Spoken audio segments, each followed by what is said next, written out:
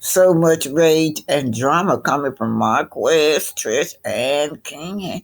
You guessed it. Marquez would go somewhere else and play with someone else's kids.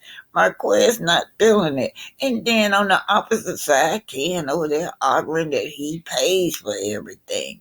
That Marquez is a bum. He is not financially fit. But in the middle is that mother. That mother allows Trish is the mother that allows her kid's dad to be littered by her boyfriend. Now, I don't know when is there going to ever be a divorce. Is it going to ever end? Because Marquez said that when she filed for the divorce, Trish files for the divorce, is that um, Trish said she didn't have no kids by him, right? So then Trish showed documents to some doctor of documents, you guys, to a content creator. And the content creator said, well, Chris, showed the document, right? Another content creator go directly to Madison County Courthouse and pull the original document. And there it was. No children by Marquez. I don't know why Trish lied and said that there was no kids by Marquez. And the fact is, it's in there. The original document, she has not amended it. She faked some document, gave it to another content creator to make this man look like a liar. Now, there's so much rage going on between those, but one secret that they kept from us is the gunplay. That Ken pulled out a gun on Chris, on Marquez. So, and this was doing filming, you guys. He said that they were filming and the altercation came about and Ken allegedly pulled a gun out on him. Now that was never mentioned. This is the kind of toxic stuff that is on Love and Marriage Huntsville. Now we don't know the future of Love and Marriage Huntsville right now. Everybody knows that Melody has left. And another thing, Carlos has been made fun of all across the internet. He's been dragged because Carlos is trying to make himself be the king of reality when he gets fired all the time and trying to pretend like it's him. It's him that done boost up the ratings on Love and Marriage Huntsville when I agree with the other content creators. It was the black content creator who kept Love and Marriage afloat. Anyway, you guys, so much rage between these two, between Ken and these tickets. And, while I'm at work, this is like during matinee time. And I'm like, all right, I got you. I don't know who it is. And I go outside to take the tickets to this dude. So the amount of disrespect and playing on my face has always been. How come you just didn't walk back in and be like, hell no? I was pussy. My nuts didn't drop. I just didn't. I didn't. Yeah. I for one, I was taken aback. For two, I just couldn't believe. You know what I'm saying? I felt like, yeah, my nuts didn't drop. My nuts didn't drop. So you can understand Ken's position somewhat. If you were wooed, is it safe to say he's being wooed as well? No, Ken's a simp. Ken's an opportunist. I think Ken needs a place to stay. No, he's not wooed. First of all, Ken, I got receipts because Ken got hoes. Okay, I need to see. Oh, let me show you the message. I need to see. Ken, stop playing. You got hoes. I need to see. He's playing with my children. This how I feel. Have you shown this to anybody else? No. Okay, let me see everything. Let me see. Let's keep talking while I pull it up. Go ahead. I got the video. You want to see the video of Trish and Ken? I just want to see the hoes. Okay, let's see the hoes. That's it. I just want to see the hoes. So listen. Why are you talking? Let me pull this man is with your wife, whom you're still married to, in your home with your children. How does this impact their mental well-being? Do they understand what's happening? Or do you think this may cause a bit of confusion with kids in the house saying, my mom is married to my dad, but they're very confused. My mom has a boyfriend and her boyfriend got hoes, allegedly. They're very confused. We're gonna, you know what, y'all? Give us about 30 seconds. We'll be right back. All right, so I'm gonna say this. I'm going to say he was in communication with the woman. I'm not sure where it was headed. It started off as friendly. I'm going to just leave it there. It started off as friendly. I didn't see too much that was... I'm going to tell you what us guys do. You can call it grooming. You can call it fishing. Testing the water. Well, I did see the lady sent her number. Testing the water. But it seemed like there was a kind gesture that he was contemplating doing on the behalf of him and Trish. Why are you talking to a fan? Why are you talking to somebody who you don't know who lives in Atlanta with me and that actually knows me personally? And why are you sending dick pics too? You feel some kind of way because your wife got him? No, I feel some type of way because he's using my kids and my friend as a pawn. I don't care about none of that. Okay. But don't use my children as a pawn, and don't sit here and act like you want to marry her and that you're this great guy and that you're this, and this, right? Go somewhere else and play with somebody else's kids. If you met a woman and you were dating her for a year. I'm sorry, I'm looking for this receipt. Don't worry about it. Don't worry about it. And you were dating her for a year, right? And y'all are in a really what you consider a very healthy relationship post-divorce. She has children. Y'all decide y'all are going to get married. Do you feel like that's the right time to meet her daughter? You said, how long have we been doing? How long? A year. And then you move in. Mm-hmm. I don't think you should put a time frame on it. I think it should definitely be within. It shouldn't be. Okay, when I say time frame, you definitely need to know who you're dealing with. So if we're going to say a year, yes. Yeah, I think a year is enough time. I think 6 months is enough time. But I also think that if there's an active father involved, then he should be introduced, and y'all should know before anybody. Right? The father should be introduced before the child is introduced, in my opinion. I agree with you in a perfect world, but because y'all are co-mingling while y'all are married, it's like, whatever. But if you're getting serious, listen, any woman that I've ever dealt with, I don't want to meet your kids.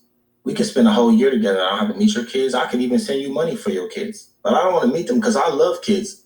And I understand once you get implemented into that, then it's way deeper than just you two. So okay. I feel like if you're going to introduce, then you guys should at least be thinking we're going to be together, whether it's girlfriend or boyfriend. You can't be here playing house. You definitely can't bring somebody and move them in and not sure if you even want to be with them. While you're single or married, it doesn't matter. It don't matter. It don't matter. But what I realize is that to each his own. But in my perfect world and what I would have wanted.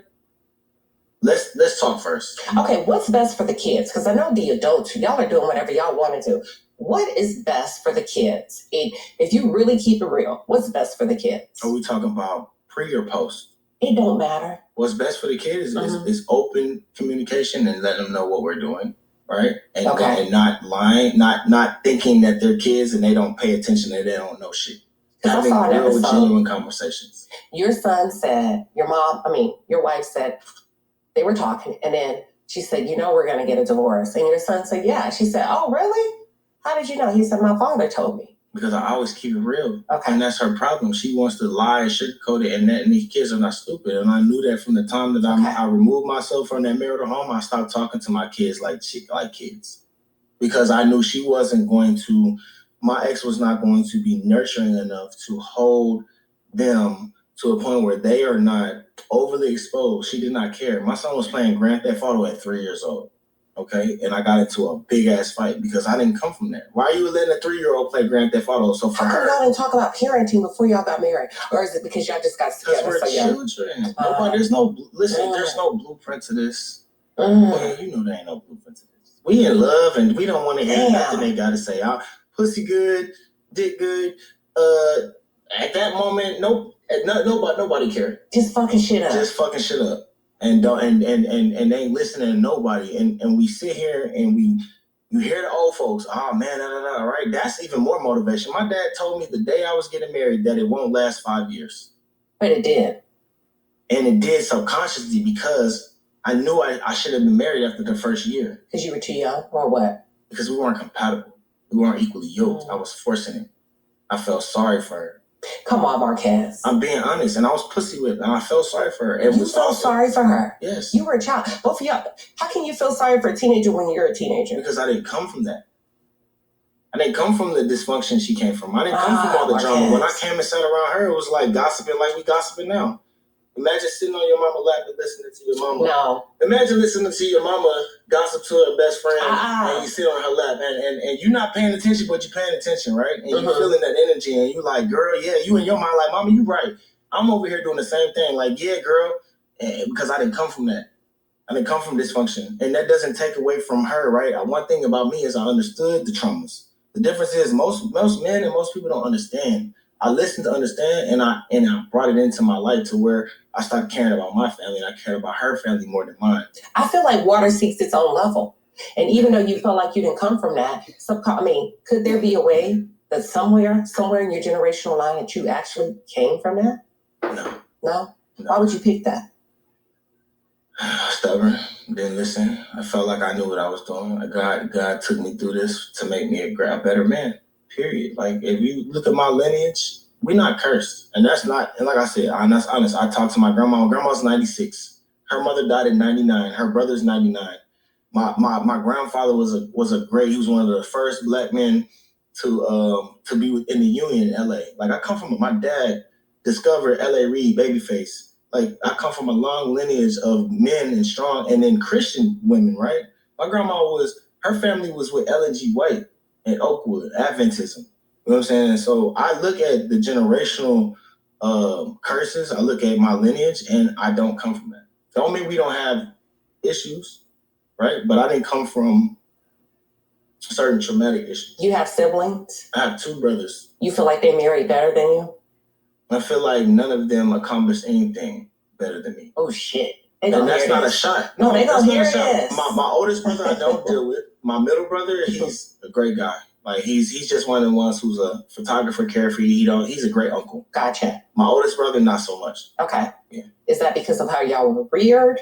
What's going on with you boys? Well, I think because my mom and dad weren't together, because my dad was in the music industry.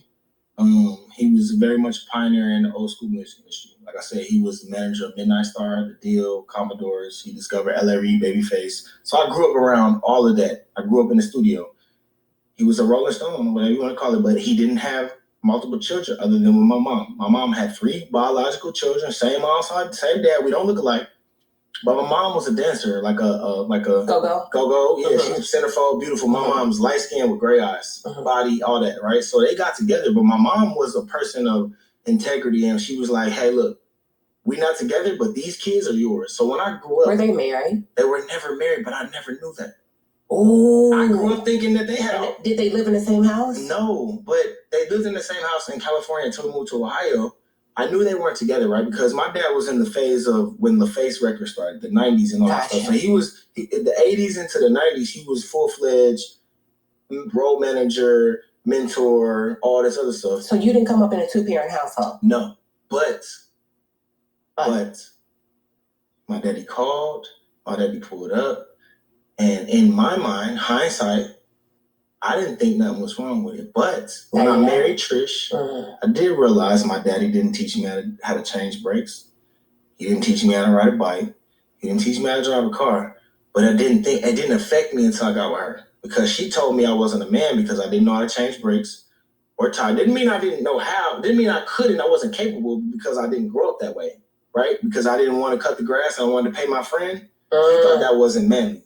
Because I thought I could pay somebody to do the work. She would basically chastise me and emasculate me, as in, you're not a man because you don't do this because my father did this. Was it emasculation or was it expectation? It was emasculation. Okay. Because expectation, right? Expectation is given in a way where it can be received. Emasculation is putting you down and making you feel less than. Okay, if a woman needed her man to cut the grass, to flex his muscles and do some shit around the house, how should she present that to a man? Baby, go cut that grass and I see you when you get done. So she have to fuck you to get you to cut the grass? She ain't gotta do that. You said, I'll see you when you get done. Listen, ladies. Okay, it's not about what you say, it's about how you say it. I don't want to use grass. Let's use trash. Okay. Ladies. And we're coming from a man perspective. Maybe it's the Prosecco talking, right? Because I'm giving you the real me. In my opinion, right? You come to your man, right? And you know you're a cleanly woman. You know how we be in our own little zone. Okay. Right? And you say, You about to go out. You say, baby, take out the trash. I'll be back. Right? That's the first initial. Because you're not mad already. You just like, baby, take out the trash. Okay? So, but when you come home, right, and you see that trash is still there. Now, there's one or two ways you can go about this. Okay. Right? We're listening. As a woman, there's one or two ways you can go about this. Number one. Why the fuck you ain't take out the trash? You know it's steak in here. You lazy ass nigga, right? Or, baby, you know it's steak in here. Why you ain't take out the trash? You know, like, come on. And in my mind, right? One is hostile. One is like, damn, I fucked up. But you know what, baby? Let me take out the trash right now. I'm sorry. And then you can eat. And look, I'm not saying you got to do this every time. I'm not saying, because obviously people lazy, they don't listen, right? Sometimes you got to get in our ass, right? But when we're talking about the core of respect and understanding your mate, right? Blowing one thing that could be out of proportion into something that becomes a full-blown argument. Some women would say that are tuned in, that sounds like a mom. That sounds like a man that needs a mommy. Are there any men out there that don't need prompting to do things around the house, that just do it? Depends on how they was raised. Depends on. Do you know any? Yes, I know some men who, if their mama raised them to be OCD, to LCD. I think it comes down to compatibility. But what if their father? Are there men out there? How did you raise your son?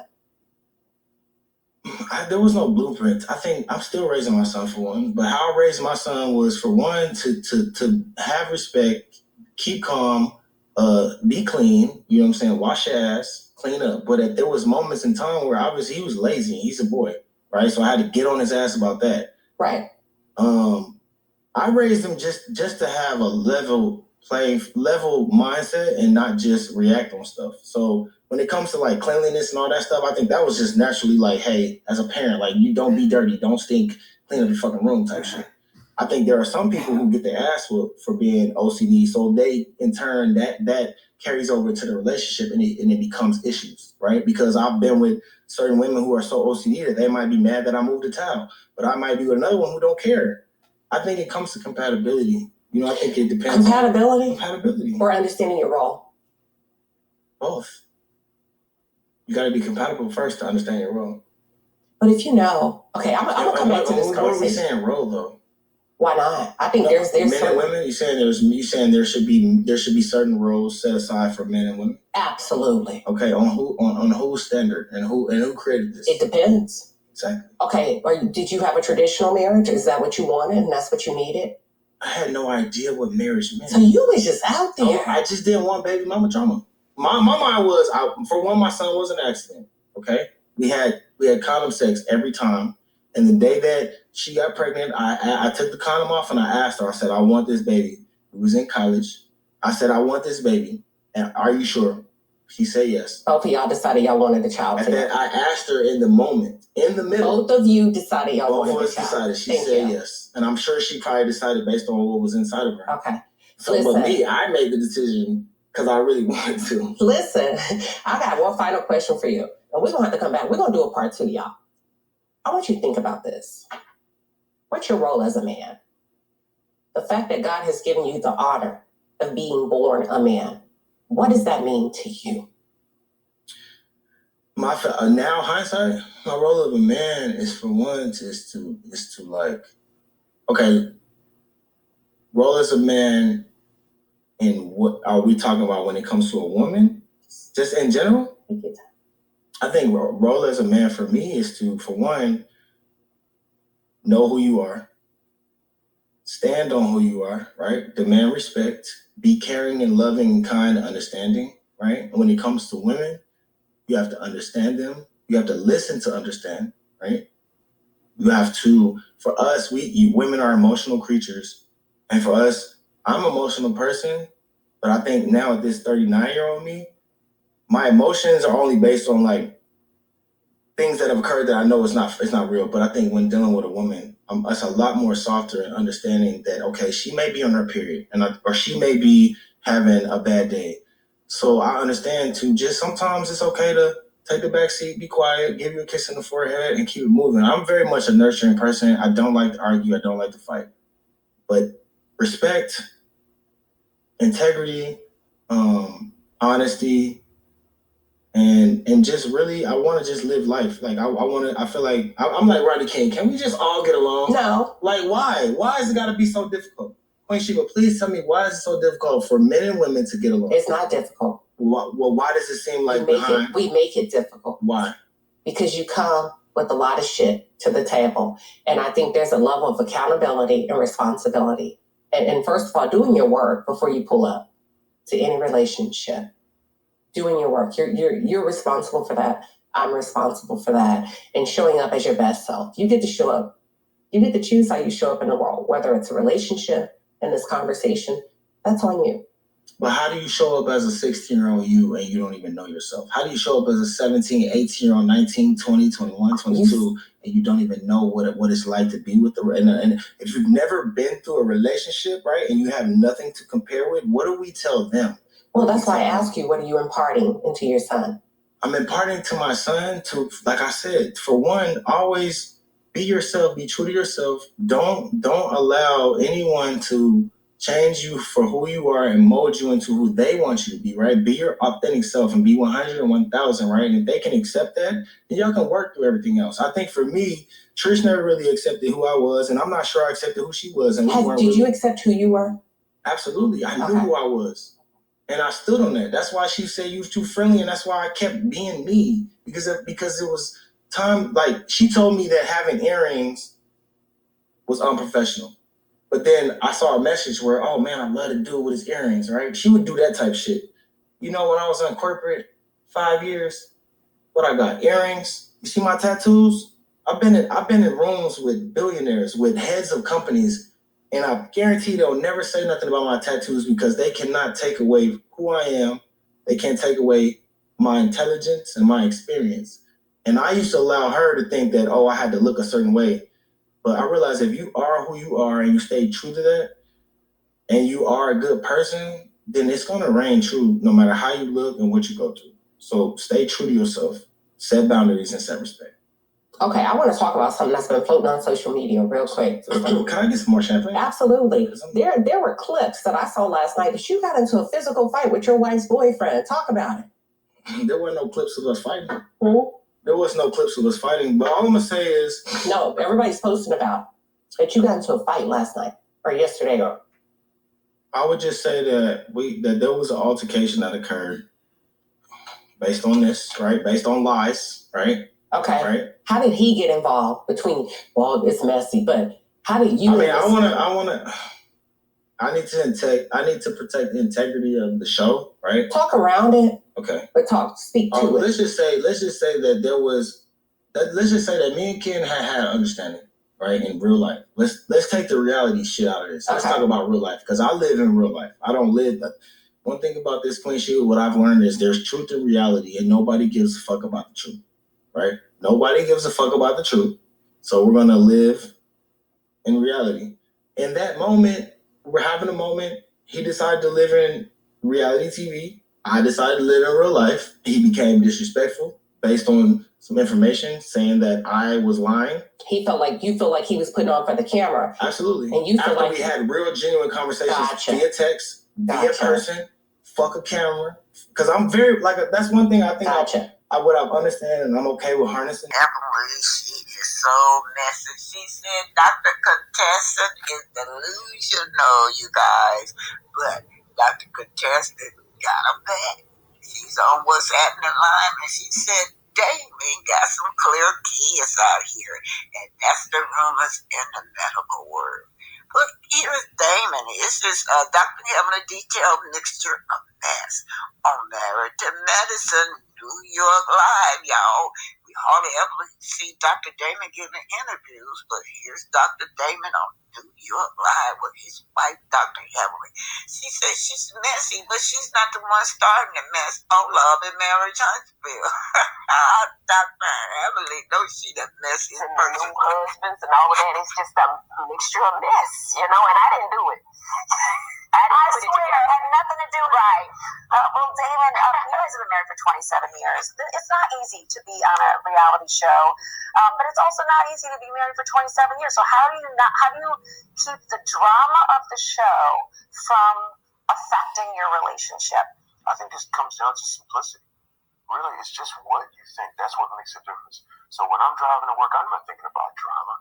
I'm thinking about I love my work. I'm thinking about we have a platform where we can make a difference with folks. And that's what I really focus on. Yeah. People don't believe me, but that's really what I think about every day. Well, you seem pretty even-keeled, so I imagine it's probably easy for you.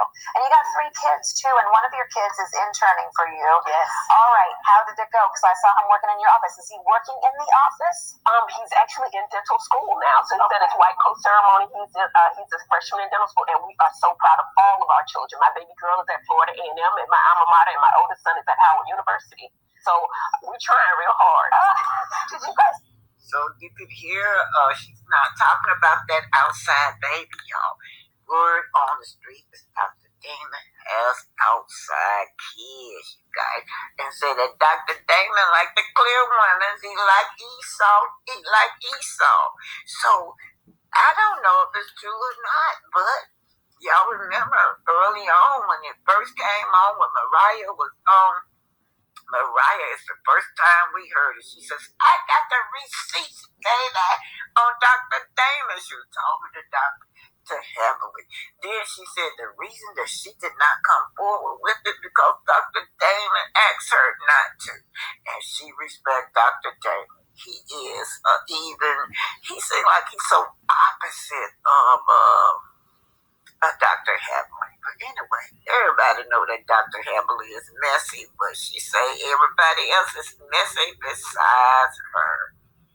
Do y'all think Dr. Damon got outside kids?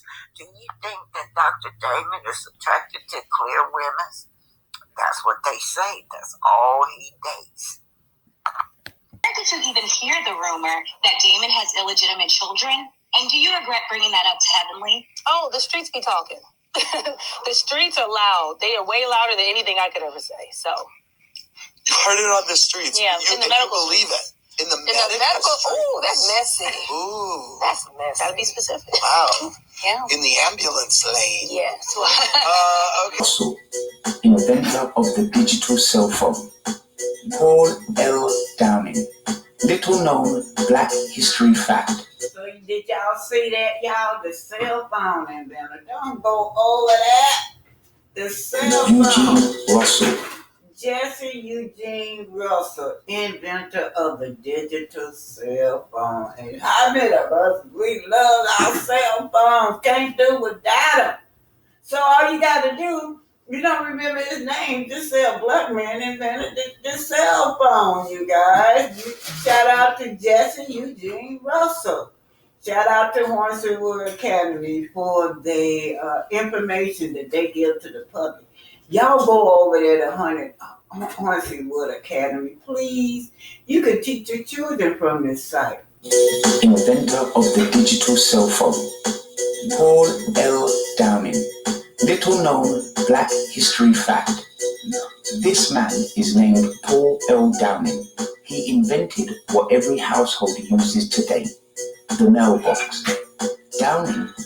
Now y'all, when y'all go to the post office, y'all see that big old blue mailbox where you put your mail carrier down in there? That's by Paul L.